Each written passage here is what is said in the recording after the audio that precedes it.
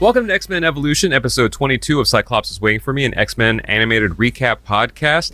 I'm Rod. Just like last week, I'm a little bit mentally tired, but physically not too much, but not as bad as last week. By the time this airs, you are actually going to be physically tired because this is the weekend, or this is after the weekend of LA Comic-Con. Oh yeah, probably. I'm at least going for a day. That's the plan. I think this Saturday. So hopefully we got to meet up or something. Maybe more. I've been there once for like one meetup because a friend wanted me to like take pictures of him and his kid meeting Stan Lee. And while we were waiting in line, we saw, what was Julie, I can't remember her last name, that played, was it Julie Newmar that played Catwoman? Yes, the original Catwoman, yeah. So she was speaking, and I only saw that panel because it was across from where Stan's line was. And that's the most of LA Comic-Con I've ever been to. So we'll see. But yeah. Hopefully you had a good time. I mean, it was cool because I like Catwoman. And, oh, no, I mean at the one that is we're recording and we're talking about in hindsight. Yeah. Should be cool. It's not Anime Expo, right? So accurate. Yeah, and that's it. I didn't have rest of intro. And I'm JC, and I'll promote for Rod because at this point, you should have released your holiday song by the time this airs, correct? You know what's funny? I made a note about that and just skipped right over it. It's become a tradition now. I take a TV theme song from my childhood, it's usually 80s or 90s, and make it a holiday song. So by now, it should have come out. So the first year was Thank You for Being a Friend, which is kind of Thanksgiving themed. They're all like generally Christmassy, but I think that one kind of leans towards Thanksgiving. And then Everywhere You Look was the theme song for Full House. That's definitely like a Christmas song. So this year I was like, I want to do like a New Year's Eve like banger, you know? And it's a lot cheesy when you say kind of cheesy, but this has been a very good year for me personally. And so the Perfect Strangers theme song like really like stood out to me. And actually that's a pun kind of, I didn't mean to do that. And so I did that as in like not very many people know about this genre. It's called DOR. It's like dance oriented rock. You know, if you heard it, I think the most recent famous example is Shut Up and Dance With Me. Okay, it's like rock music, but it has like that four to the floor like dance beat, you know? Yeah. It's like a live band. So yeah, I never knew that's what it's called, but the second you said that song, it instantly clicked. So yeah. And then now you look back, you remember some Bryan Adams songs. They were like that and stuff. No, I don't. I know no Bryan Adams songs, okay. Sir. So that should be out. I did a little video with it while I was trying to record the piano. That's literally only for one measure at the beginning of the song, out in the middle of Glendale at a piano. If you've ever been to the Americana, you know the piano. It was incredibly inconvenient. I got the sound that I wanted, and no one else is going to notice. But I made sure to record some video. And I'm JC, and I hate all holidays and everything around them, and can't sing to save my life other than a few Green Day songs. Cyclops is Waiting for Me is our weekly podcast series. We're going back and watching every single X-Men animated episode we can find, along with some bonus episodes. We have to do more bonus episodes. We've said that a lot, and we haven't actually done them. So reminder to start booking those. Our first series started with the original 1992 X-Men the Animated Series, which was building up to the release of X-Men 97, which was supposed to come out this year. I think it is safe to say that it is buried and not coming out in 2023. Yeah, because we also, in between last episode recording and this one, we found out that What If is doing like its release schedule around the holiday. There's definitely no X-Men coming out. I don't even want to say unless it's in What If, because that's just setting ourselves up for disappointment. Yeah, or they're like, surprise, they're all dropping on New Year's Eve or something dumb like that, you know? Because the What If would be the biggest way to kill a show. Right. Just drop the entire show on New Year's Eve. No one watches it for 24 hours. Then we'll know that someone screwed up on that team. What If was a surprise to hear the way they were rolling it out at the end of the year with like no, foreshadowing. We knew it was coming out at some point. I don't think anybody saw like the last couple of weeks of the year. And then I'm actually kind of interested in seeing this rollout of 9 episodes in 9 days, because maybe that's a happy medium. I think it only works for episodes that can be consumed as one-offs. Well, because that is kind of the gist of What If, is you don't need to watch it like in succession for the most part and stuff. I think that might help it. I didn't love the first What If, to be totally honest. Yeah, I mean, it's not my favorite thing, but I'll watch it. They have like a Die Hard parody in there with Happy Hogan, so that's enough for me. But I'm wondering if they're going to connect it more this time, because the way I won't go into it, but the way the first season ended, they were like, oh, these weren't all separated incidents. I was like, oh, okay. So who knows? And supposedly there's one episode that was supposed to be in the last season, and they left it out. The Gamora episode? I think so, yeah. If you saw it, you realize that you recognized like a gap there, and I guess they're putting it in this season. So I don't know.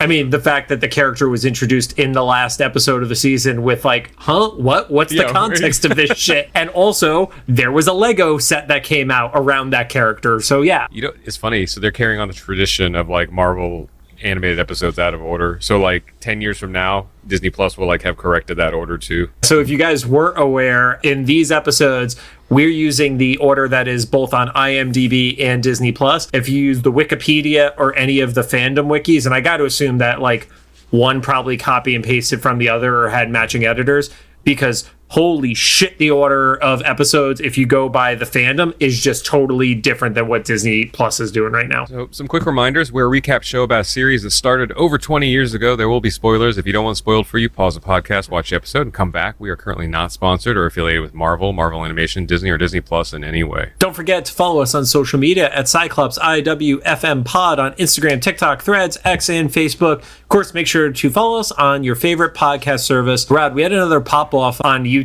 with one of the shorts recently. Oh, nice. Which one was it? One of your special ones. Not just us taking the audio, but it was one of the ones where you like actually put some thought into it, and I saw notifications that we were getting blocked in certain countries. So yeah. Oh, so was it like one of the ones with songs in it then? Yeah. So was that like a Sabretooth Wolverine thing? The Tony Braxton one. Yeah, I was definitely high. Well, it's funny because I was scrolling through, I don't know, one of the things you scroll through that has still images. And I don't know what comic this is from or comic run this is from, or even if it was edited, but it was like an image of Jean Grey and Storm doing karaoke singing Unbreak My Heart. And I was like, that's funny. And I was like, oh, that'd be a good one for Wolverine and Sabretooth. So I just like got on my phone and slapped it together.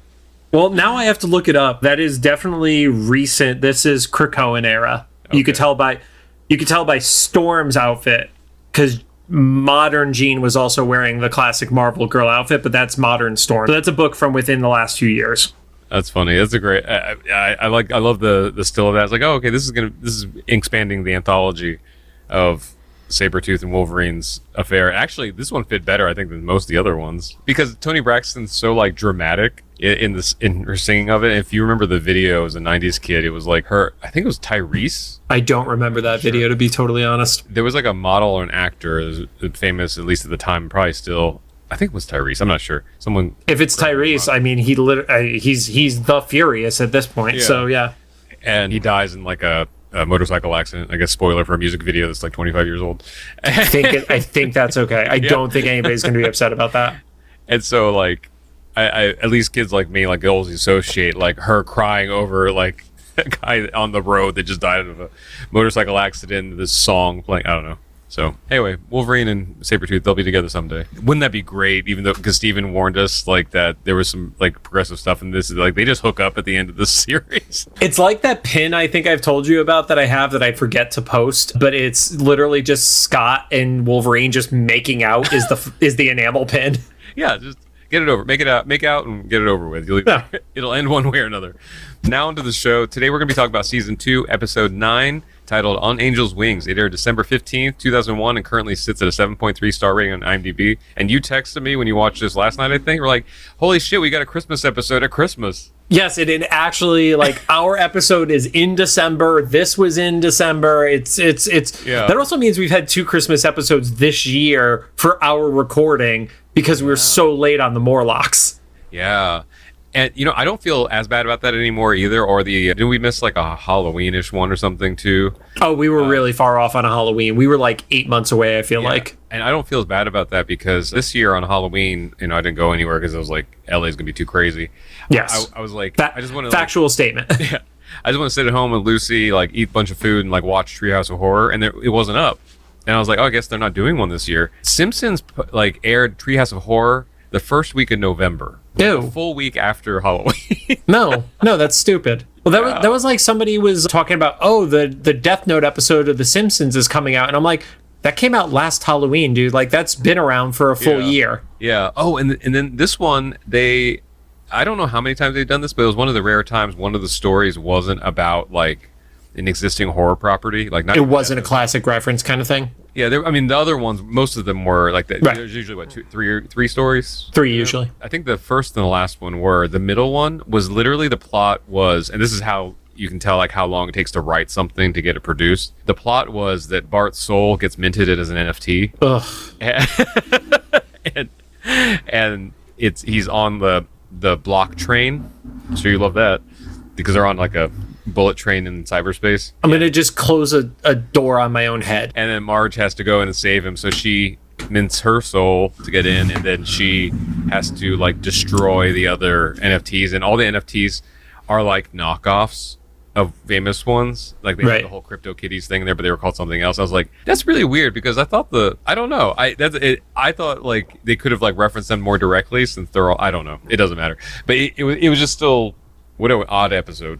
And before we get into the Christmas episode of X-Men, I imagine it was the artists and the writers not wanting to actually give acknowledgement to the real property as opposed to being worried about it. That would be my guess, is just kind of the like, we have such a negative viewpoint on it. We don't want to drop the real name because we don't want to actually give it that level of credibility of being mentioned by The Simpsons. Like, that would also being mentioned by The Simpsons could make or break something. So it's like, we don't even want to risk making this shit. So that would also explain why, like, it was Marge, like, slaying all the NFTs, like, pretty happily. So that was probably some of the writers, too. Like, she gets to destroy all of them.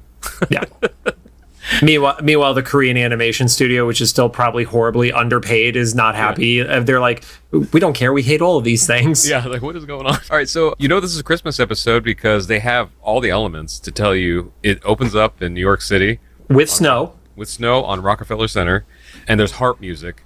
Harp somehow signals either a wedding or Christmas. Was it Jingle Bells playing at the beginning? I felt like it was Jingle Bells. I know Jingle Bells played later, so that makes sense that they would like hint at it here. Or also, I'm currently and also in the past years worked on a lot of Christmas projects where we have to like compose, and a lot of these are public domain, but sometimes either a show doesn't want to reference it directly or whatever, and they're like, just do something Christmassy. A lot of what makes songs sound Christmassy or even holiday-ish is like specific, like a very small selection of melodies and things. So even if it wasn't, it might still have been, you know what I mean? Like, if it wasn't on purpose, like they weren't trying to make Jingle Bells, it was just like, well, you have like 3 things you can do, and it's going to sound vaguely like Jingle Bells. Some of the wikis were referencing Good King Wenceslas, and if you put a gun to my head, I could not tell you what the melody of that is. So on a Christmas morning, da da da da da da da da da. Okay, so maybe it was Good King Wenceslas at the beginning then. Maybe it was that, and then I think that also has like different lyrics depending on, like, Green Sleeves and What Child Is This are the same, very similar melody. I don't know why, but Professor Woods, if you're listening to this, I do know the difference between the two songs because we got harped on this in college. Just like a 1-note difference, but essentially the same melodies, but like one's like a pagan song and one's a Christian song. It's a whole thing. Anyway, Christmas in New York. And then when they zoom in on 30 Rock, there's that iconic ice skating rink. I've gone, when I lived on the East Coast, we used to go to New York on Christmas Day because it's surprisingly like the least crowded day, because nobody's really out. Yeah, because most people are with their families in home on Christmas Day itself. Yeah. And I would be with my East Coast family. We'd go see a Broadway show, eat at Carmen's, yeah, and stuff. But Carmine's, that's right. It's been a while since I've been there, and I never saw this, but I know you were out there for a while. Like, did you ever see carolers directly on the ice? I know that was probably just like an easy thing to do for animation, but the old fogey in me looks just like, are those carolers standing on the ice skating rink? Here's the thing. I probably don't remember what it was like when I went there when I was like 10 years old, but in the last decade when I've gone into the city, like, I definitely don't remember seeing that as a recent thing. New York has changed a lot in the last 40 years though, so who knows? That's true. I also haven't been back to New York post-lockdown, so I don't know what things might have adjusted from that, stuff. Pizza is now more expensive. Right, like everything. It's now 1 slice and a can of Coke for $5 cash, except instead of 2 slices, so that's probably about it. There's just a lot of hustle and bustle, and I started taking notes of some of the stuff happening, but I figured out that it didn't really matter. They were just kind of like doing things that you see in the opening sequence of like Home Alone, like a lady walking into a building and bumping into someone. She wasn't important, I don't think. Okay, let's talk about the doorman for a second, because he had the mustache, and only in comics is that the J. Jonah Jameson mustache, but any other reference, it's Charlie Chaplin or the Hitler mustache. Like there's no other way to describe that mustache that dude had. Like, what the fuck? I know this is way after that, but wouldn't it be terrible to be someone that had that fashion choice before Hitler, and then the worst person in history comes along and makes that thing an icon, but you existed before that? Like Charlie Chaplin? Oh, yeah. And so, or even if you're just like a dude, that just existed. Now all your family, your family is showing pictures now in like 2023 of grandpa. It's like, was he a Nazi? He's like, no, he wasn't even from that country. He was dead by World War II. Right. I did recognize, even though they cropped it, they went into Worthington Tower. I don't know a whole lot about that. I do know that Warren Worthington's family is rich, mostly from the 92 series. Is he supposed to be like a Donald Trump in this? Or how Donald Trump was seen in like the 2000s, properties and hotels and stuff? I think it was more that he was the spoiled kid of the rich family rather than he was the rich one. So it's less Tony Stark and more just like, Nepo baby, basically. Oh, kind of like the Rob Pattinson Batman, like Bruce Wayne. Like he's just like a sad kid. Actually, that's a good, because he's like depressed because he has no purpose and he's never done anything for himself. That's what the read I got. It's the opening scene. Oh, also, he can't go outside without giant wings popping out of his back that people could see, being a bigger issue, I think. Yeah, or I guess, as we'll find out, not shedding, what's the molting? Yes. I was like, you know what? I never thought about that. Credit to these guys for considering that, because you see cartoons and stuff, and they never show like animals with fur or anything. Like obviously I have Lucy here, and like you just can't get away from cat hair. The only closest thing I do is like when I know like you or my friend Sean. Well, Shawnee has cats now, but when I used to visit her and she didn't have cats, I just have outside clothes like by the door and stuff. Right. And it was the closest I could come. It'd still be a little bit. It just gets everywhere. But Warren, he's up at the top of the tower. I'm assuming like the penthouse or something by himself watching TV. I mean, it's his family's tower. So they're on the penthouse. And I guess, was it his mother that was calling? Yep. Mom calls, leaves a answering machine message for him. I almost said voicemail because it's that long since I've said answering machine. And it's like, yep, me and your dad are in London. Love you. Bye. Yeah. It's like, fucking Merry Christmas. I guess he does seem like the kind of kid that got sent away to boarding school, so they're just used to like not having him around for the holidays. You know what's funny? Like I think it's one of the new features on iPhone. When someone calls, if it gets sent to voicemail, you can on your phone you can see the transcript of the voicemail they're leaving in real time. I have my notifications off all the time, so I don't. I haven't seen it being used. I don't think. I just saw it was on the list of features, and I saw someone commenting about someone younger than me online. They're like. Where do these features ideas come from? I was like, that's literally an answering machine, like screening your call. The only thing that would be different is you hear the audio. Yeah, it's a transcribed answering machine. Yeah. There is it actually kind of a step back if you think about audio versus text, but yes. Yeah. And so he ignores the message. We actually never even come back to that. And on the TV, like a news bulletin comes on about, they say like a woman who can't walk is trapped in a burning building. Yep. And he looks out and notices that it's kind of like within eye shot of his tower. You can see all of New York from there, and I can't tell if he was like frustrated or just like didn't care poker faced. He's like just got onto the balcony, took his jacket off, and like flew to the burning building. It didn't seem like heroic, I kind of read it as hesitation, just from the perspective of, I think he's hid it so well from people, and that's why he's alone on Christmas instead of like partying with random people and stuff like that, like all the Tony Stark Playboy type stuff that a rich kid would do. And it's like, shit, I gotta do this and I might get found out. That was kind of how I read it. So I don't think he was really frustrated, as just must have like, this could end badly. Yeah, or I guess even get hurt because he doesn't know like what the extent of the fire and stuff is, and because also doesn't mean you're invincible. Feathers aren't fireproof. Right. There's the quote of the day. Feathers aren't fireproof. Wisdom. Watch, we're gonna somebody's gonna comment and be like, actually, and I'm gonna be like, oh, feathers are very fireproof. Why don't we cover everything in these? Was that a thing? Like, it wasn't a meme, but it would have been if that was a thing at the time of like, that black box they put in planes. Why don't they make the plane out of the black box? I want to say that was a Seinfeld bit. Okay. It was a Seinfeld bit, or it was making fun of a Seinfeld bit. Yeah, well, I mean, there was a good like decade where all we quoted was like Seinfeld and Tommy Boy, right? That was our memes. And then Zoolander, that era. And so then we cut to the burning building. There's a young girl who's screaming for her mother, explaining to the firefighters that she can't walk and so she can't leave the building. And whoever this voice actor was did a great job. She sounded genuinely terrified without being cheesy. It was like the not quite Rogue 92 screams, but there was some terror there. Yeah. This mother has accepted her death. I think it's almost like that meme of the dog in the burning building. It was like, this is fine. I thought she was unconscious. Oh, what? Oh. I thought she was passed out on the chair. Oh, okay. Well, then that's why I thought she was calm. I mean, she's definitely calm in either of our scenarios. It just yours is the darker of the two, Rod. Warren flies in, I think, from the top, like from like a hole in the ceiling. I think it was an open window. I also don't know how these firefighters were set up, that nobody was just like putting one of the ladders up against that window. But I'm also not a firefighter, so I can't judge them. Either way, he was able to sneak past the firefighters and into the building. And he grabs her, and this would make this line make sense then, because she kind of like looks at him kind of confused. I thought it was just like kind of being out of it from the fire and stuff, but if she was passed out, that would make a lot of sense if she just woke up then. At the very least, she's high from all the fumes that have gotten into her system, that like all the plastic in her apartment burning probably. You know, you're right, because now I remember while they were flying, she woke up in the middle of them flying, so she was passed out. So and she smiled at him, which is why I think she was high. Yeah. Or we don't know.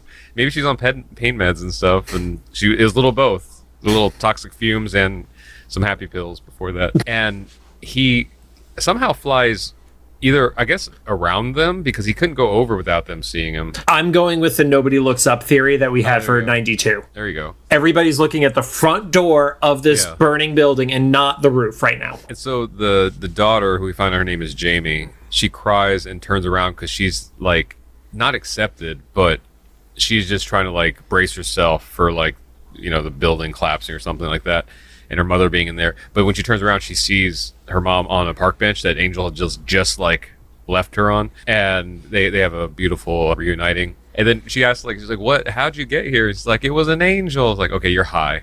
With real, it was a real angel with wings. That was specifically the aspects of it. Yeah, so I was like, okay, yeah, that's nice. Cuts the intro. We just assume that mom maybe does a little medicinal cannabis to ease the pain. Not in New York in 2000. We're not getting that shit easily there. At least not medicinal. When we come back, we see that there's a Christmas party at Xavier's mansion. It looks like fun. I guess it's their last hurrah before most of the kids and the staff go home for the holidays. And this is another like signal that it's Christmas besides the decorations. There's like Christmas music is either like super church, like ethereal, like orchestra stuff or whatever, and harp, or here it's like smooth jazz. It just like codes as Christmas. Yeah, I can totally see that. There's obviously a bunch of like show tunes, you know, like White Christmas and stuff, but I think it really cemented when Charlie Brown Christmas became big, because that jazz piano is like forever. Like when you hear jazz piano, unless you get signaled differently, you usually like, oh, is that Christmas? And we see that Kitty gets a necklace from Jean. I almost decided to take a note there, but I remembered no Easter eggs. I don't think it meant anything. And then we find out all the girls. Only Easter egg, the colors of her packaging. It was blue and white, which Kitty being Jewish is the only reason that might stand out. Yeah, and I didn't know that was part of her character until the end of the episode. Yeah, that has been a consistent aspect of Kitty throughout the history of the characters. I think to the point where in early X-Men comics, she was literally wearing the Star of David as a necklace in a lot of scenes. Very cool. Yeah, that would make sense, because you know, the telepath should be able to like literally read a room, right? And also gives similar necklaces to Magma and Jubilee too. It was Magma. I was going to take a guess, but I was like, I'm probably wrong about that. No, because the girls within the New Mutants class there's only 4 of them, and Wolfsbane is really easy to spot because of the short hair. So yeah. And that gets interrupted by Kurt running up behind Kitty with mistletoe. Did we know that he had a crush on her? Or maybe I forgot about that? I think it's been like kind of subtly hinted at, but never like full-fledged, I'm into her. Like he'd made like chicks dig the fuzzy guy and shit like that. But I don't think it's ever been like the full-on, like, I'm going to go for it with Kitty. Scott, give me encouragement, you know? It makes sense to add that kind of, like, triangle and conflict with Lance in there and stuff, so it's not too easy of a story. But the kids are just running around being kids and stuff, and Xavier's like, I ought to be young again. And Wolverine's like, oh, glad that's over. That is the most me moment of this entire series. The quote there is what I want to be remembered as. Yeah. Well, Wolverine's about 100 years old, right? Give or take. So he was a kid probably in the early 1900s. So, like, his childhood probably was genuinely terrible. Especially if he started manifesting his powers at, 12 years old as an early mutant, where they literally probably thought he was a werewolf. So, yeah, it would probably be pretty fucking bad. Yeah, it was like baseline awful, and then, he has all, like, the other shit to deal with. And then Rogue is having a conversation with Scott, and they reveal in that conversation that everyone is going home except for both of them Xavier and Beast. Because they actually invite Wolverine to stay, and he's like, nah, I got to deal with some stuff. And they kept it pretty vague. So I was like, is he like going saber-tooth hunting? Because I guess like just a little foreshadowing for later in the episode, I think it looks like either they're going to forget about it, or that's just a setup, and I think it's a setup for the next couple episodes or something to like put him on a trajectory being somewhere else, because he just kind of, that branch just kind of goes and we don't see too much of what happens. He kind of just goes and does his own thing. That's pretty standard for him, honestly. So makes sense. I guess also, I don't know. We just don't know, because I just assuming that they just want to explore his origin a little bit more and stuff, and maybe that's the setup. Well, I think I told you when I was doing some research, one of the wikis said he gets an origin episode each season, whereas other people like Storm only get one origin episode for the entire series. So, but yeah, Rogue bought a sweater for Scott, and Jean got like looking over the shoulder, pretty jealous about it, which we only really started seeing in like the whole like Terrence dating him thing. Yeah. Like she went from not giving a shit about him, gets her big power surge, and now all of a sudden it's like, shit. Steven was right. They are nailing this teenage behavior thing. I mean, I know adults that act like this too, but especially in like they're essentially at a school, within a school, I guess. And so they just, want the things that they can't have, I guess, or they want it after it's not available to them. I don't know. You say we know adults that are like that, but we also live in Los Angeles, so I think we have to take that with a grain of salt, just a little bit.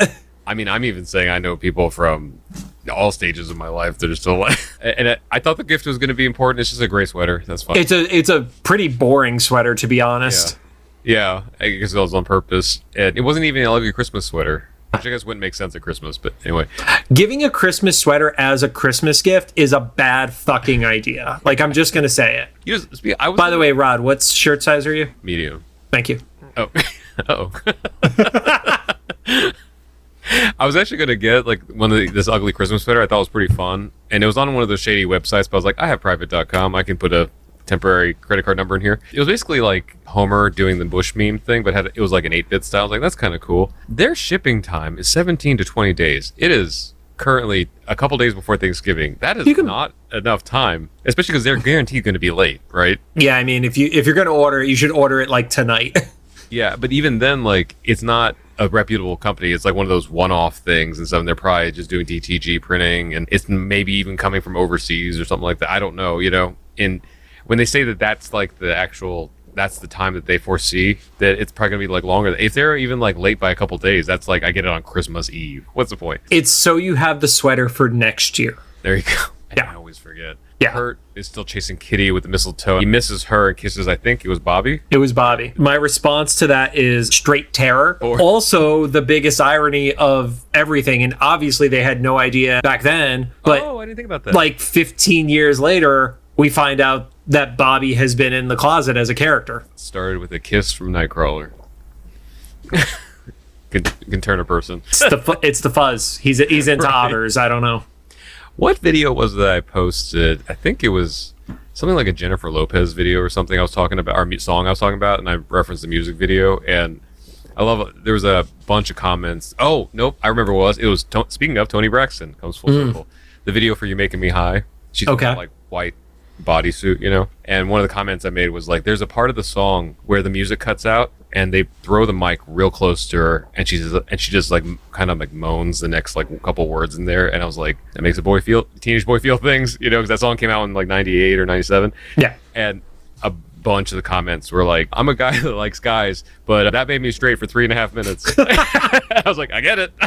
It's the opposite of a sexual awakening. Yeah, it's just like shift gears for a second. Undeniable. And then it cuts to the next morning when everybody's packing up and leaving. Jean's the last one to get in the car and go. I guess they took a couple carpools. Obviously, and she's like staring down Scott as he's standing there like completely oblivious and not interested in Rogue in any way. Because also he's like with Taryn at this point too, theoretically. Yeah.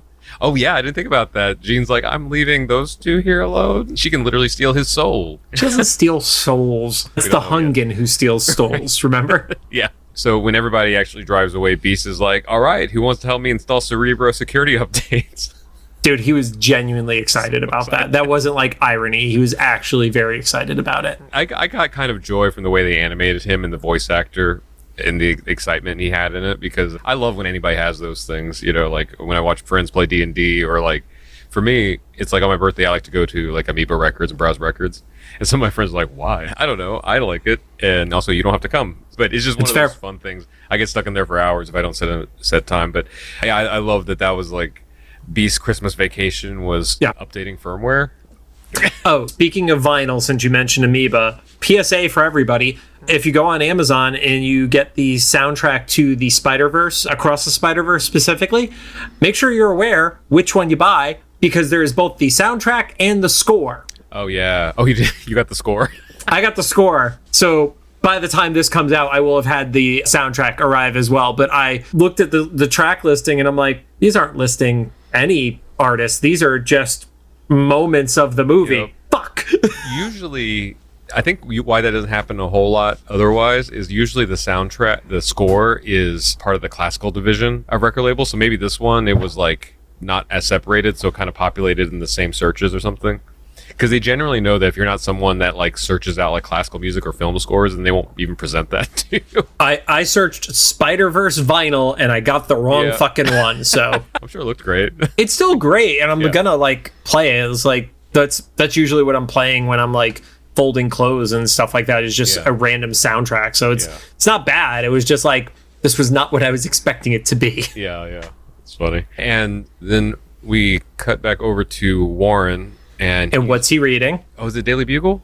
It is a Daily Bugle. Yep. It's so funny because I didn't read that, but I'm just assuming because they're in New York in the Marvel universe, and the front page story is an angel sighting, you know, and which I love these tropes of these moments and stuff, because he's reading the inside of the paper and not the story on the front that we're supposed to assume that he's reading about. I also love he throws the paper into a garbage can next to the bench that he was at, and to the point of tropes of animation and stuff like that. He throws a paper into a perfectly empty wire mesh garbage can.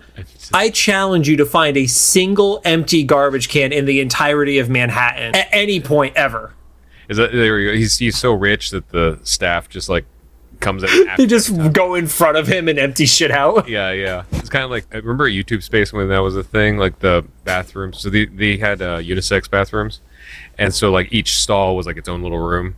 And so the maintenance staff there, like when you left that stall, like they would just go right in and just like scrub it all down. Every single person. I guess that was their policy there. Anyway, so I see something like that, like they're just following around, like we just clean up whatever he does. So he's later walking through, I'm assuming Central Park. Yeah, that was Central Park. And he overhears someone, they call it a mugging. I guess it could have been. It was a mugging. I mean, but I guess when I think of mugging, I think of like gunpoint or getting, hit or something. And this guy, he just like took a bag and like ran. So same thing, I guess. I just think it was a robbery or whatever. I don't know the legal definition of mugging, so I'm not going to argue with you on it. I just as anecdotally, like I think of like violence and stuff, or at least a little bit. And this guy, he was already like running away by the time Warren saw him with this suitcase. And so Warren, in broad daylight, literally, and also in probably one of the busiest areas in the country. Yeah, that was actually one of the critiques of one of the wikis, which, don't get me wrong, I get why they didn't do it, but it's like, oh, when he's looking down the streets are empty without cars, which can't happen in New York. And it's like, dude, they're not going to animate that shit. Right. Calm down. But yes, in theory, especially with the trees having like no leaves and stuff like that, you are just exposed to the world in New York at that point. You might as well run around naked. So, and at this point, he doesn't have a costume, so he's just him, but with wings and no jacket. And he flies away, and then we see. Did you recognize the person at first? Like did you? Because I honestly didn't until we get the later reveal. I didn't from the behind view. Later, when we see his face, I made an assumption because of the color of his hair. But it wasn't clear until he actually said it. Yeah, I didn't know if it was going to be like a William Stryker or like somebody like that who was going to pop up. Actually, honestly, for a little while, the reason I wrote down trench-coated person, I was like, it's probably Mystique again, right? It's always Mystique. Like, I mean, that's not a horrible assumption. So right. So he pursues the guy and the thief and like hangs him up on a flagpole. I love how the guy like promises to become religious. Like he's like, I'll go to church. Yeah. I guess it's supposed to play into the religious imagery, like of an angel. Well, yeah, because if you get picked up by a thing that looks like an angel, it's like, oh God is actually coming for me, is the terror that's going through your mind. So, because remember, we've talked about this world, mutants are not a known quantity, so it really is, whether religious iconography or mythical, cryptids and stuff like that, they don't have a frame of reference to look at this person and be like, oh no, that's just a mutant. That's not a thing to these people yet. Yeah.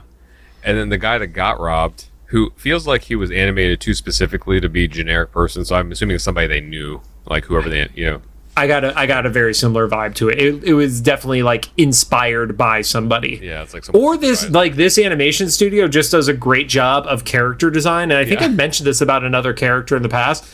Like, it was in the second Juggernaut episode where there was a scientist who was like very designed. Yeah. And it's like, oh, it's not just generic person. Like, there's actually character to it, which, I mean, I don't know if that specifically goes to Steven's credit, but, maybe that was like a thing of like, we don't draw a person unless we give them a full look. Yeah, so it looks very distinct. Yeah. And that guy is explained to a police officer, and it's New York because the police officer's on a horse. And he has red hair, so he's obviously Irish. Oh, yeah, because then he started talking. He's like, oh, where'd that come from? He's telling him about an angel that stopped the robbery. His last name started with a Mick or ended with an O'Reilly. Right. So and so this guy is trying to explain to this cop that an angel came and pursued the thief, and the cop's like, okay, yeah, sure, whatever. And just as soon as he thinks he's fucking loaded. He thinks he is gone right now. Which is, finding a random person who doesn't have his belongings, like who says he's a businessman that doesn't have his briefcase with him in the middle of Central Park. Ranting and raving about, absolutely. Maybe. And right as the cop is like basically kind of smirking at him, the briefcase just drops out of the sky. And like, Warren has really good aim because like it just would have like impaled that horse.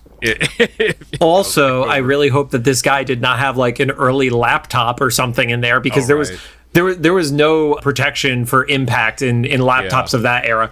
Those were like just glass, basically. Yeah. They were bricks that were as fragile as glass. And I had a Toshiba at the time, and the hinges were always what would break first. Because like I guess they just didn't account for like, oh, we're just gonna be like opening and closing this thing more than any other thing that you're going to do on this machine. So, yeah, and then the trench-coated person sees Warren, get dressed again, basically, and I think that's when we see his face, and that's when I was like, is that Magneto? Because old guy with white hair. Yeah, he puts the jacket back on, and that's when we see another shot of the trench coat person. So and then we see a montage of people all around the city watching the news. And the news reports talking about how an angel stopped this mugging. And then we get a second newspaper, which is not the Daily Bugle. Okay, I didn't recognize that one.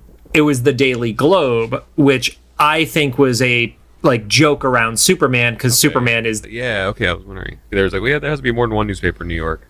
I mean, there's New York Times and New York Post, so it does make sense. Yeah. I wonder if you could... They probably didn't think this far. If you can judge, like, what characters' political leanings are based on which fictional newspaper they're reading. If you're into conspiracy theories, then you're reading Daily Bugle, obviously, because that's J. Jonah Jameson writing it. I love that they turned him into like an internet commentary person in the MCU.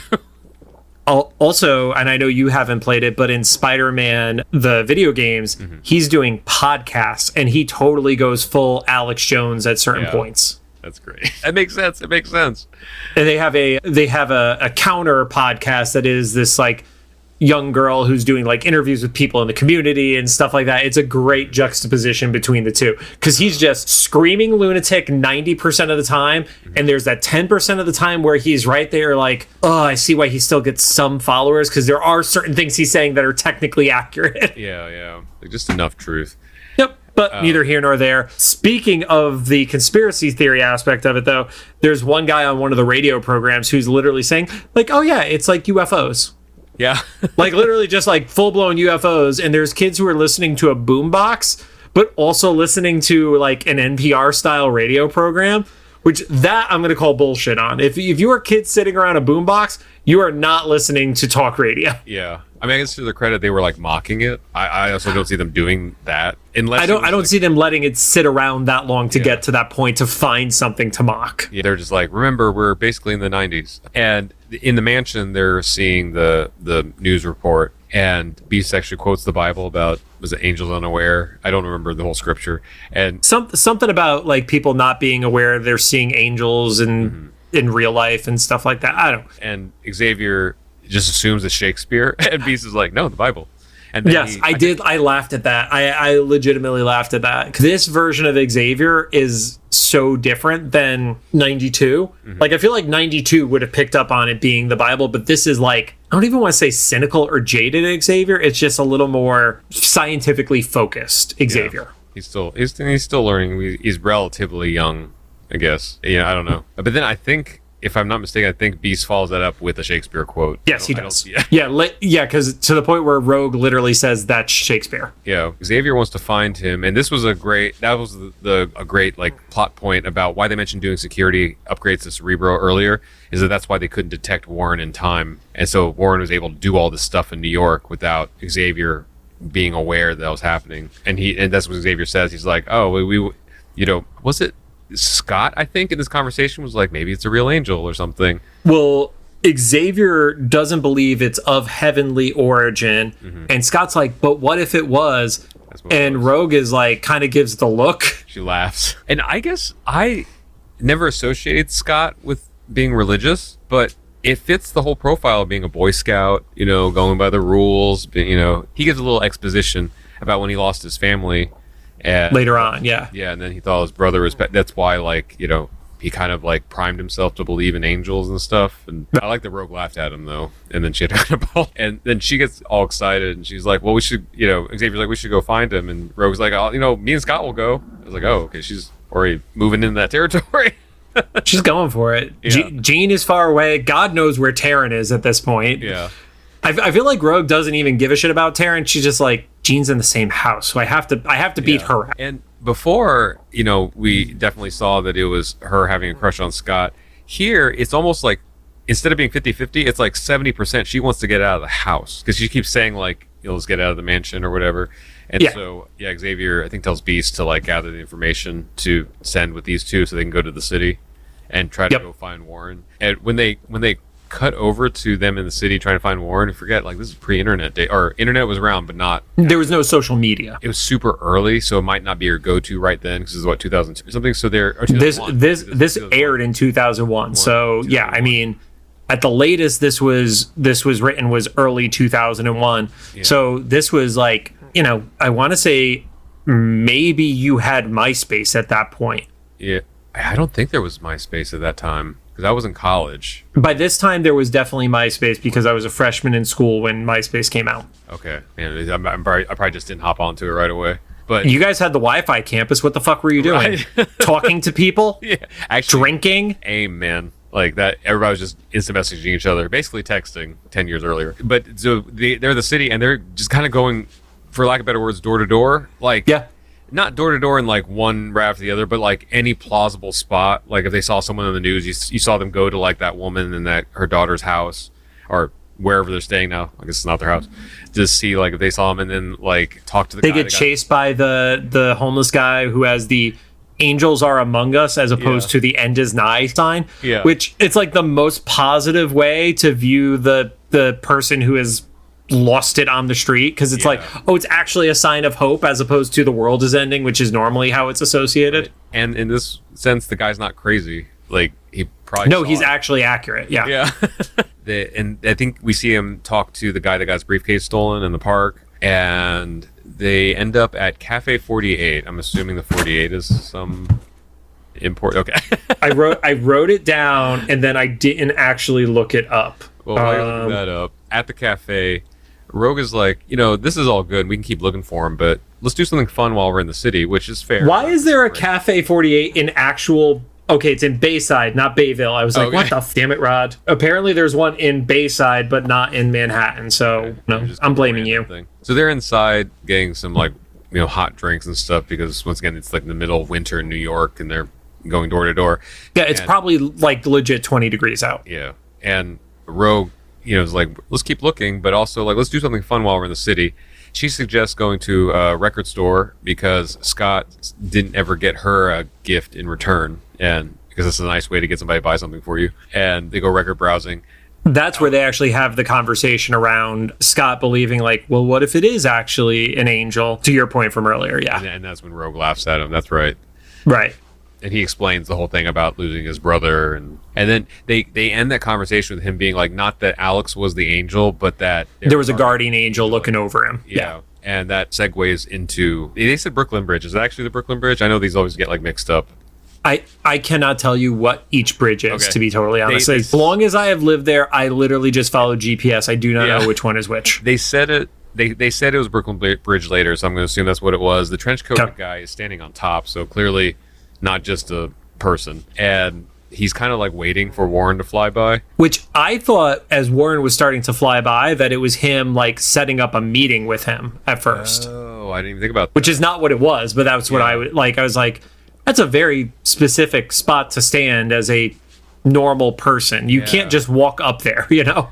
Yeah, and then this was confirmation that it was Magneto because he just starts fucking up the bridge. But he's like not attacking it to take the bridge down. He's just trying to cause enough trouble to like attract Warren's attention. So he like snaps a couple of cables.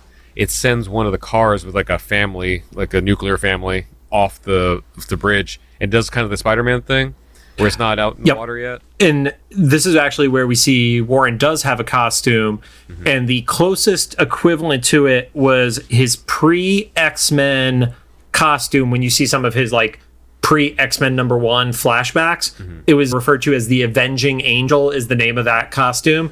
Very similar color tones with the blacks and reds as the key features of it. And I guess in this show they're doing a lot of more showing, don't telling, because telling. What's that? You said showing, don't telling. Oh, showing and not telling. It was like those are not words. Right? Sure. It's not even the second episode yet. And because in '92 they would like kind of. I was under the impression that Warren has a costume now because he's been cited at least twice. So he's like, I should cover my face up and not look like the richest person in the city that I am. And I think this still goes back to like the pre-internet era of like you wouldn't get away with having, you know, all the CCTV cameras and stuff like that. Somebody would have gotten a picture of his face in the modern era. Yeah, you know? yeah. And posted everywhere. But I guess he's just getting a little too much attention, so he wants to like hide a little bit. So he swoops in to rescue this family, but he saves the little girl first. Then he goes back for the parents, very barely gets the parents off the car before it goes into the river.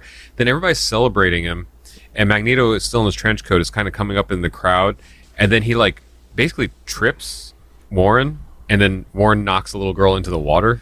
Yeah, he uses the cord around Warren's ankle, which makes Warren like kind of like kick back, which results in his wing knocking this kid off the bridge, which you have to knock a kid pretty hard to send them flying over the edge of a bridge. I'm just going to say he's got to have strong wings, right? The fly to support him. Yeah. Then he runs into, he jumps into the water to rescue the girl. And I'm glad that they did reference this later. I was like, that's fucking cold. She's still probably going to die when she gets out of there. And they did like talk about that, like that she was, you know, kind of getting hypothermia and stuff. Also, wouldn't that fall have killed her? Like on contact? Like it depends, right? Yeah. Like, isn't that part of the thing when people jump off bridges is not to drown? It's because the impact takes them out? Oh, I didn't know that. I don't know. I could be wrong, but like, I think that's why some people die. And especially if it's like a little kid and they're not expecting, you know, they're not being aerodynamic. No, she's probably flailing and and just like belly flop, you know, smack like all like surface contact and awful, absolutely awful. Probably accurate, but absolutely awful. And then I thought he was going to drown. Oh yeah, because he like tries to surface and he doesn't get out of the water at first, and then he's able to make it out.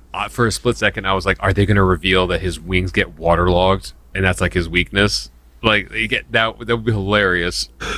That's like the lamest weakness ever, is you just can't go in water. But no, he does get out. But then when he gets back up, Magneto kind of does it's almost like a Simpsons gag where he like disguises his voice in the crowd. He's like, I saw him do it. Yeah, that was the one thing where I was like, wait, is it now not Magneto? Because the voice was different enough. And I was like, oh, okay, got it. I was just like, did they switch the voice actor or something? Yeah, and then he just kind of like fucks off, and then the crowd is already going. They're like, yeah, it's his fault. I saw him. And people are like reiterating things that they didn't see themselves. Like the same, like I think literally the same voices that were like, you saved her, like on the turn of a dime, were like, it's like, no, I saw him trip her, you know? Well, Rod, you got to remember, people are fucking idiots. Yeah. And so yeah, they turned on him real quick, and it's like, man, this is a very different Magneto than we're used to. It's like, so he's not even ethical in this in his own head.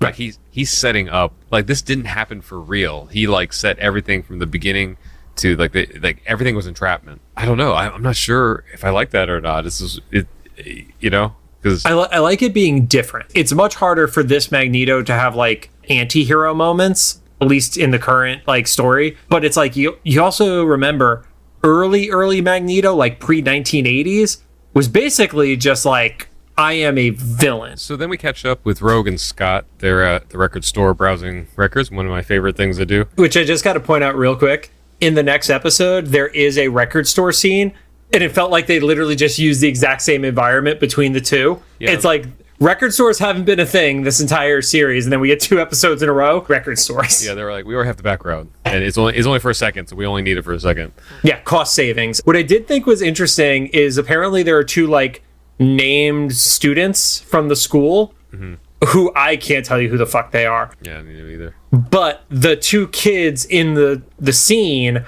are apparently also from school. So, you know what's funny? That's a good continuity thing, but probably a cost saving measure, right? Because you just have like a cast that you're constantly using. He has these 2 girls that are walking by or talking about the angel sighting on the bridge and stuff. And right. Rogue and Scott overhear that, and they're like, "Oh, that sounds like our guy." And so they go to so then we cut over to the hospital. We see that the girl is like very sick. She did get like hypothermia or whatever, and she's not conscious in the hospital bed. And doctor's like, that's because her neck is broken from falling off a fucking bridge. Right. The doctor's like, yeah, she's actually already not made it. We just wanted to like humor you this whole time. That's the worst doctor ever.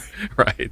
We're gonna make you think there's a Christmas miracle. Yeah, I think I mentioned this before. I forget if it was on the podcast or not. One of my favorite things on TikTok, even though it's not legit at all, is when these, not spam accounts, these like kind of body accounts just take clips out of like TV shows and then like put scenes on there, and then you try to bait you into the next scene. But it's usually a bunch of shows I would never watch myself. Like I don't watch Grey's Anatomy and stuff. I've seen a few clips. There was one clip from one of those shows. I don't know which one it was. It was one of the, hospital dramas where that happened. They, by accident, because there's a girl that's like unconscious, but she's not recognizable because of whatever accident she had.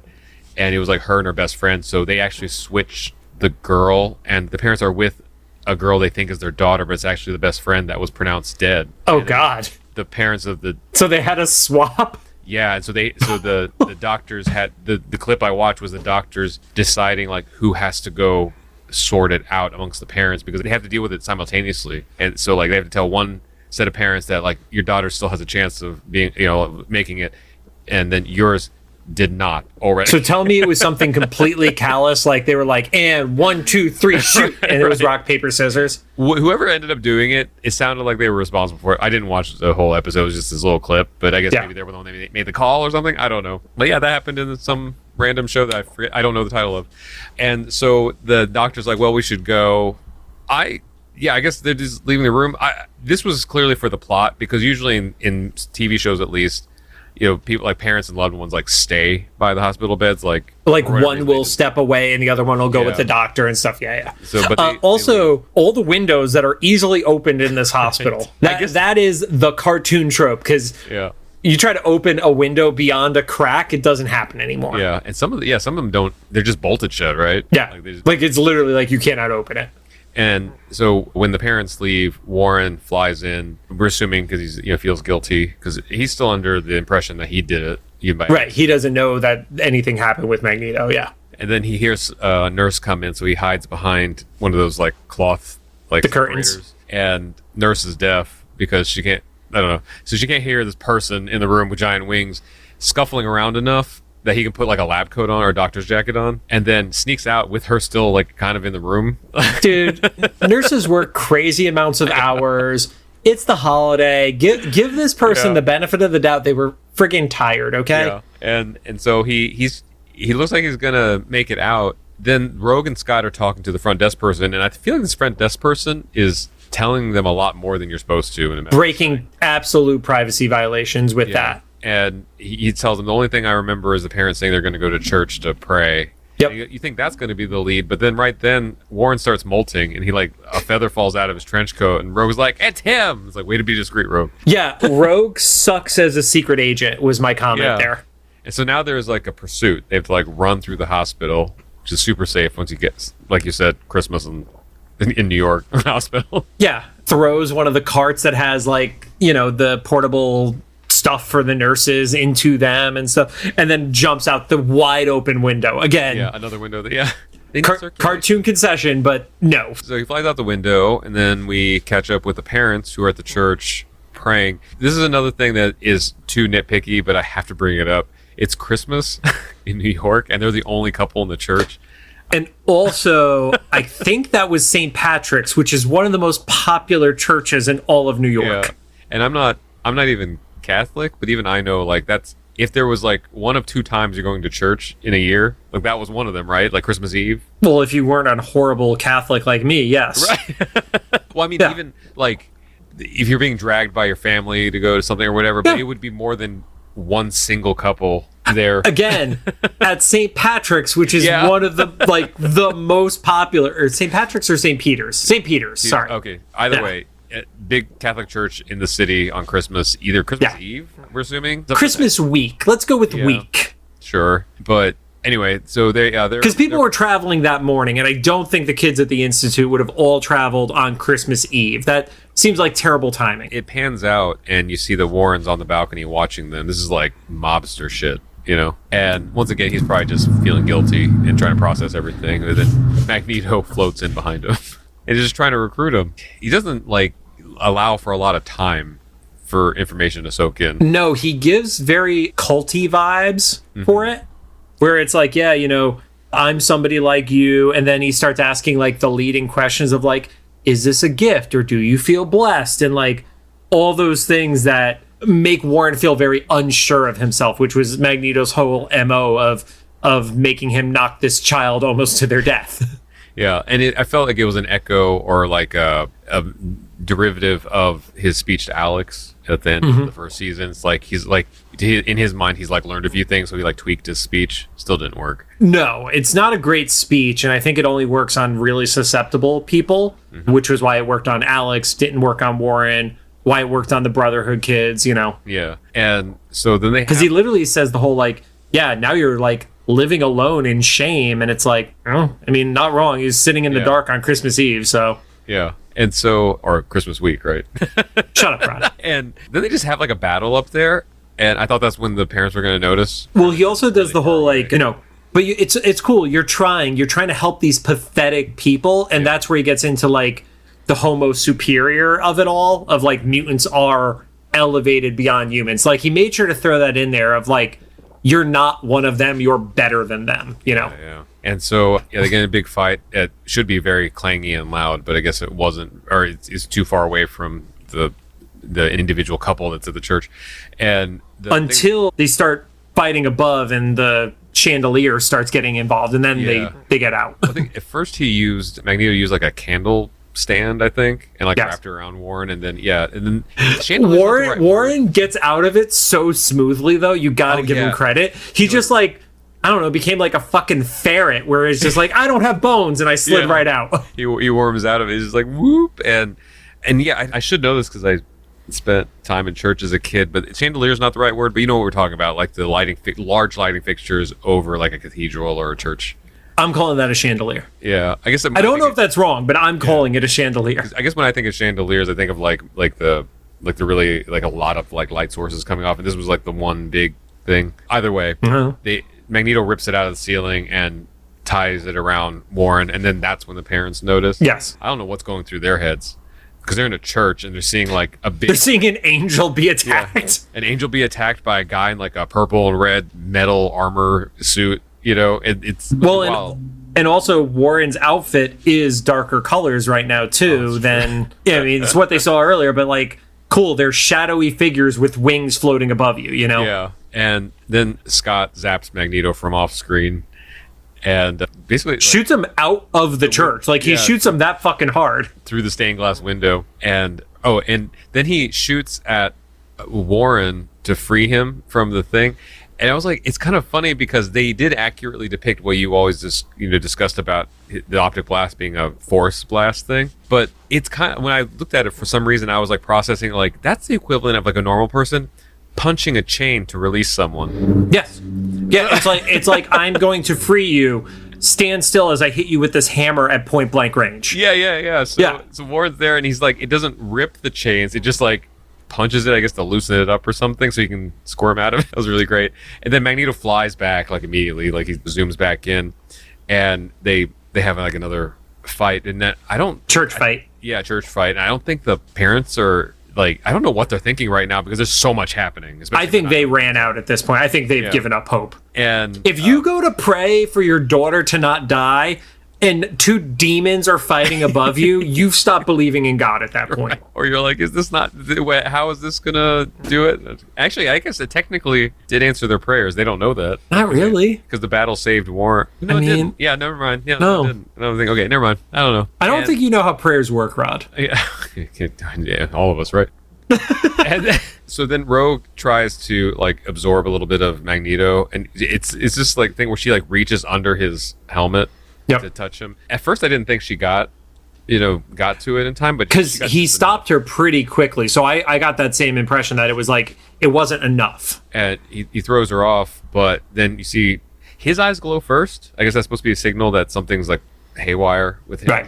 And then her eyes glow. I was like, oh, is she evil now? All right.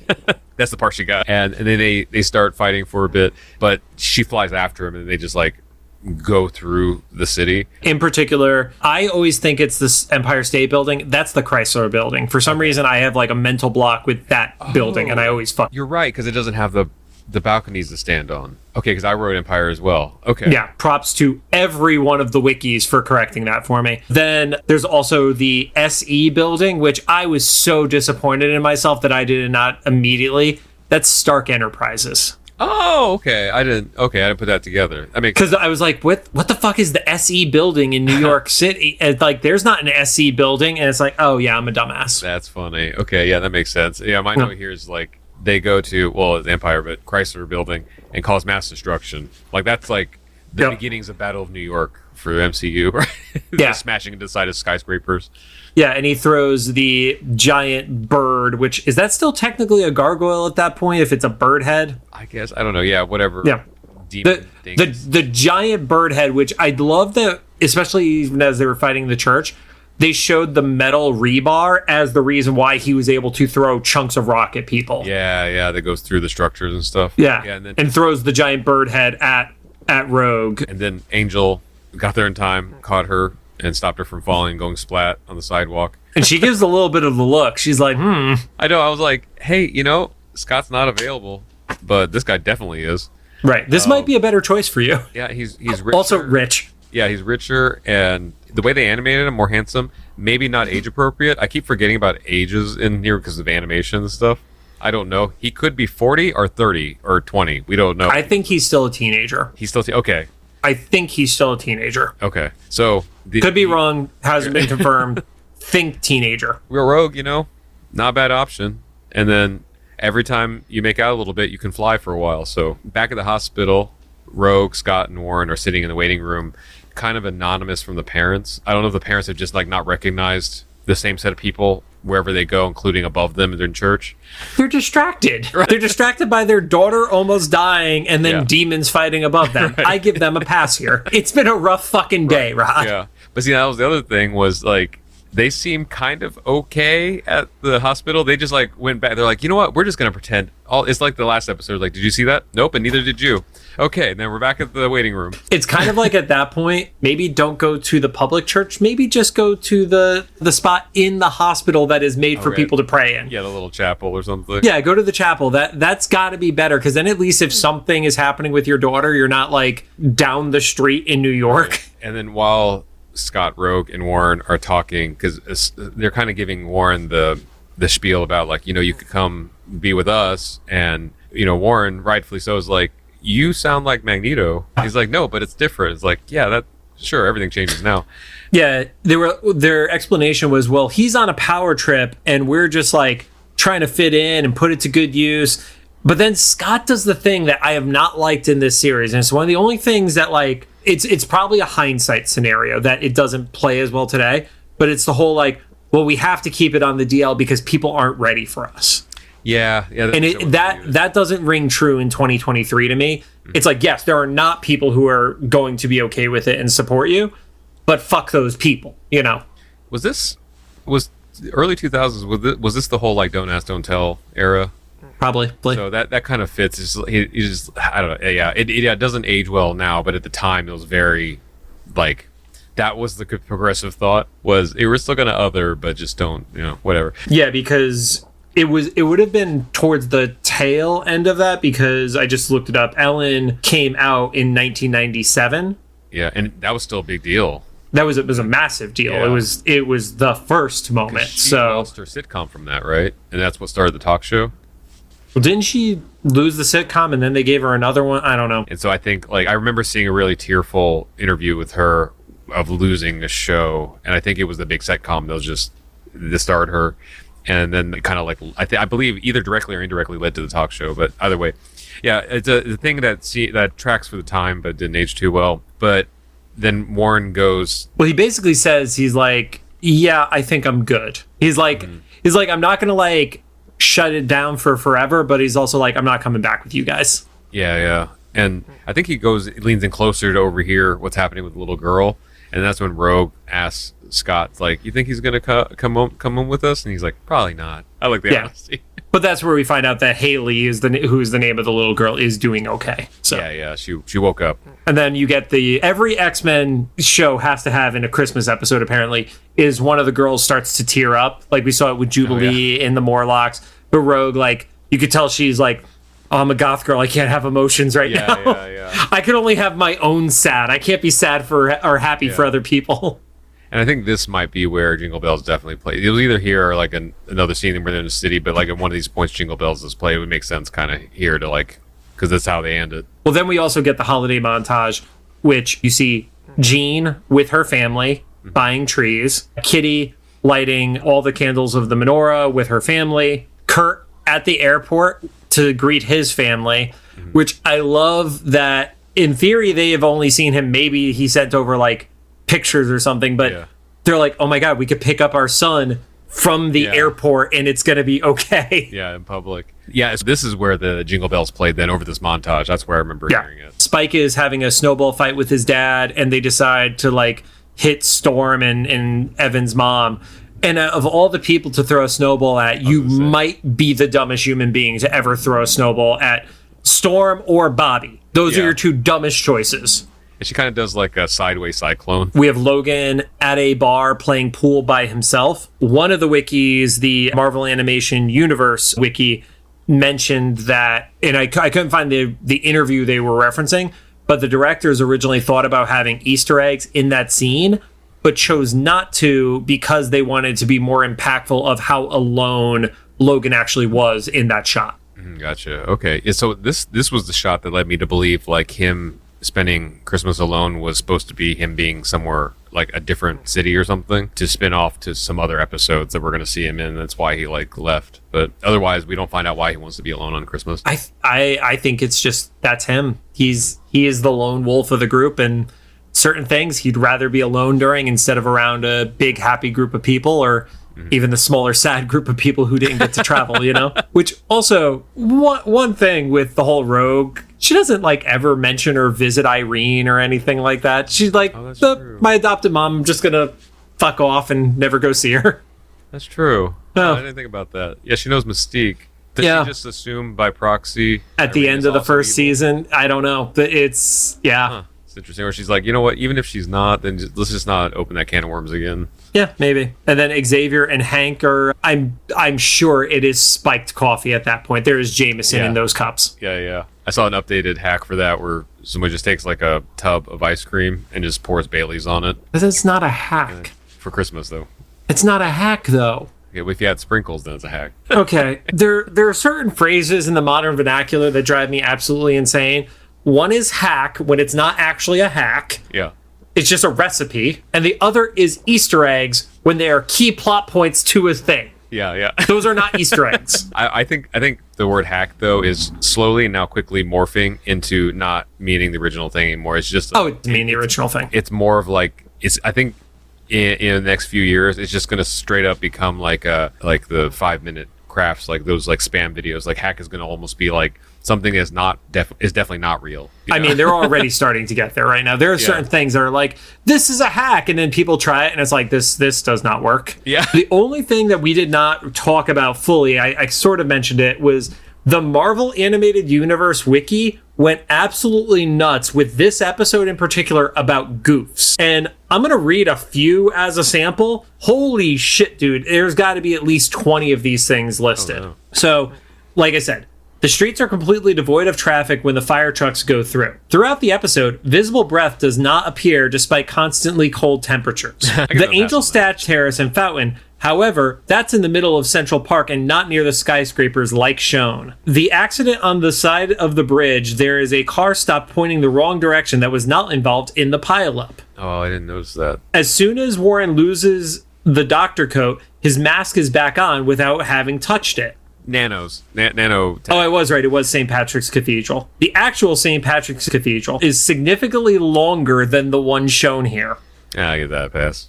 They probably reconstruct that thing several times from all the angel battles. There's a lot. Oh, here's an interesting one. We could ask this of Steven when we see him at LA Comic-Con. Kitty is lighting the menorah incorrectly.